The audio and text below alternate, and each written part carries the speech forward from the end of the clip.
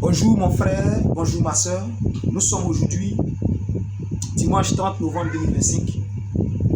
Dans un mois, l'année 2025 prendra fin. C'est le moment pour tous de faire le bilan. Parce que décembre déjà, c'est la fin de l'année. Et si nous voulons déjà faire le bilan, nous nous rendons compte que depuis janvier jusqu'à aujourd'hui, 30 novembre, beaucoup de choses qui avaient été annoncées n'ont pas pu se réaliser. Et on a l'impression que le Dieu compris n'agit pas dans nos vies.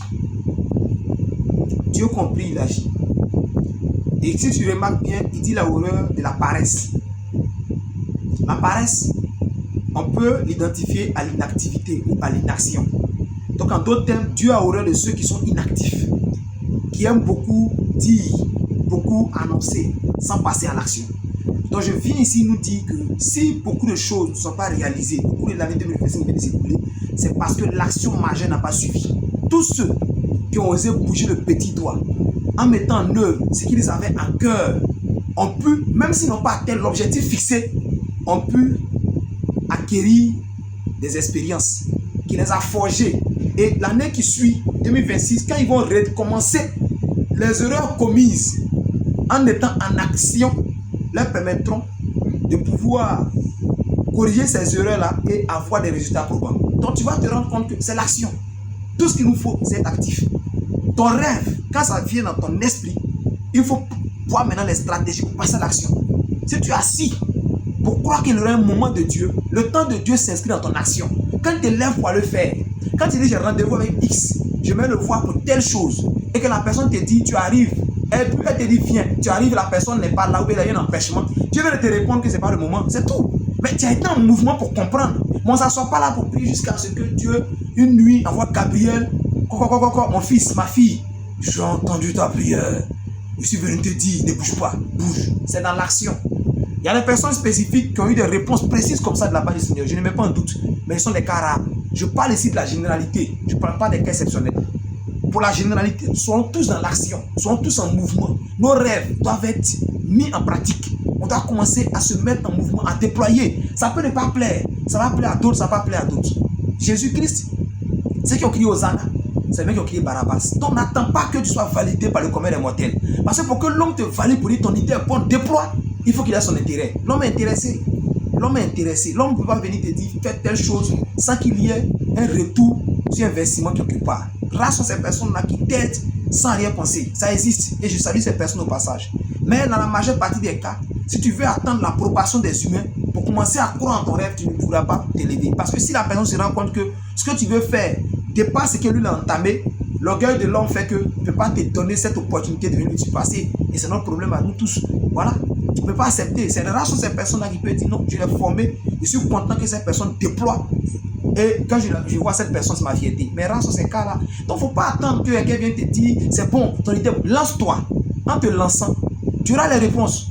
Le terrain va déterminer le résultat. Et à partir de ce que tu vas vivre au quotidien, tu commences à te forger. Et c'est ce qui va te permettre d'acquérir l'expérience et puis de former tes cadets, de former tes petits frères, tous ces personnes qui viendront vers toi. Au regard de ce que tu auras acquis, tu pourras travailler pour ceux qui veulent. Voilà. Donc c'est pour dire que n'attendons pas.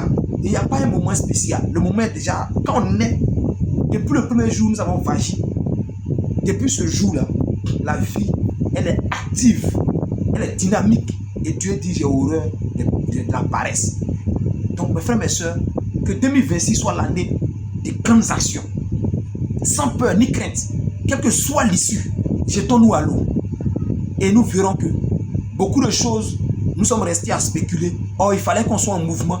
Dieu allait disposer les Simons de Cyrène sincères pour nous aider à porter la croix. Pas des Simons de Cyrène qui vont t'aider à porter la croix et puis ils vont vouloir tout saboter à la fin. Mais des Simons de Cyrène qui vont t'aider à porter la croix au regard de ce prix que tu es en train de payer, qui les touche énormément.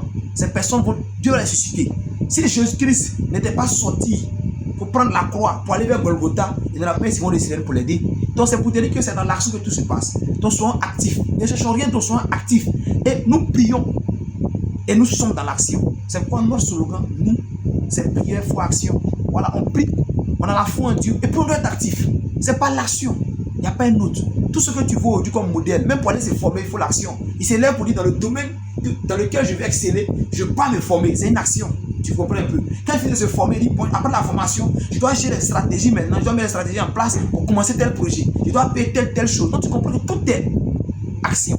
Donc ce que je voulais nous dire, c'est que n'attendons pas en cette fin d'année-là, ils vont encore nous rencontrer pour nous cogner la tête.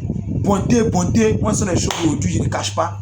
Ça ne me dit plus parce que j'ai vu que c'est illusoire. C'est pas quelqu'un qui va te dire bonté, les bontés, et puis toi tu es assis, les bontés vont venir te faire aller dans la bonté.